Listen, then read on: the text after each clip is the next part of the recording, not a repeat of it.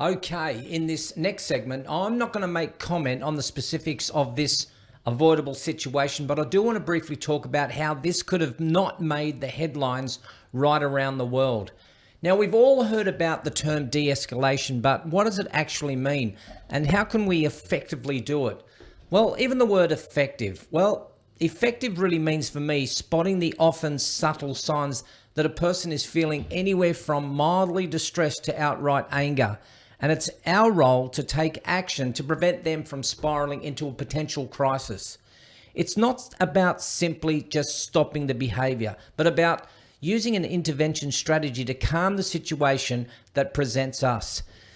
We all know there are many de-escalation techniques. Some are verbal, some are non-verbal, and it depends on the needs of what is observed. All of a sudden, de-escalation training has become a political hotcake, and getting the right training, I believe, can save a life. Now, no one wants to see a person escalate towards crises. What's needed are planned and a masterful de-escalation strategy to call upon when we recognize that a person is spiraling out of control. And spotting signs of arousal and anxiety is probably the first step. There are things like raising voices, stammering, just like I just did then, waving arms about. And they may even have their hands over their ears, or hiding or withdrawing or rocking and tapping, or even perhaps refusing to do what they've been asked to do. And some may be holding a potential weapon which may result in harm to you or themselves. Often these signs begin as low-level incidences, but if we don't respond to them, they may develop into crises.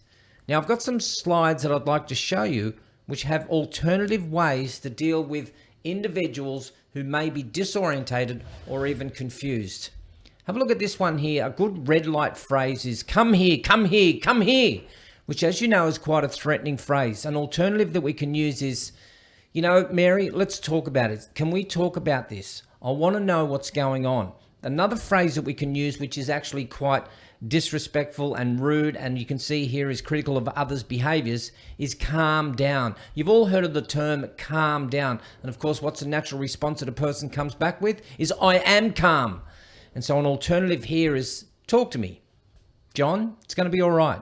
I can hear how angry and upset you are. Let me know when you're done and we can actually talk about this." And again, these need to be used in situations, not just when you're having a small discussion with someone, but when a person is starting to spiral out of control. Here's another red light phrase that we don't want to be used. "What's your problem, mate?" It's quite adversarial. Rather, use alternatives such as, "John, how can I help you? What can I do for you?" Another phrase that we can probably steer away from is that "you should" or "you should not," which is quite judgmental, as you see there.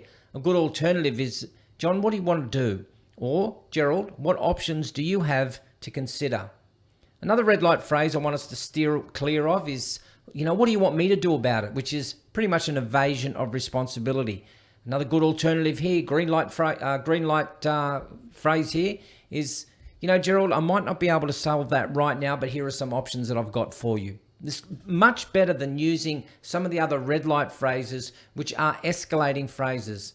And then here again, a red light phrase is, "I'm not going to say this again," which is quite condescending. And listen to the nuance in this here.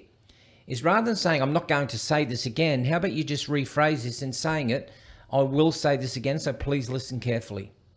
Now, with this last one here, in extreme cases, there is a phrase here that may work, but if it doesn't work, we're going to have to pivot. And the phrase here is, "drop the knife, drop the knife, drop the king knife."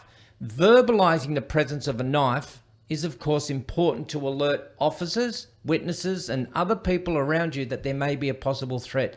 But if this command doesn't work after 3 or 4 times, you're going to have to pivot. And it may not help if the same person is telling you to drop the knife is going to then change and use this alternative from an angry voice into an assertive, stern voice to someone, "Gerald, why don't you put the knife down and we can talk?" There may need to be another person, a colleague or a co-worker, that can step in there, whereas the first person now needs to move away. Or a good alternative here is, "Gerald, why are you holding that knife?" Or, "John, are you planning to hurt someone with that knife?" Or, "Mary, I'm concerned when you carry that knife. You might hurt yourself or someone else. And finally, just use this phrase if all else fails, is, John, what can I do for you? I'm here to help.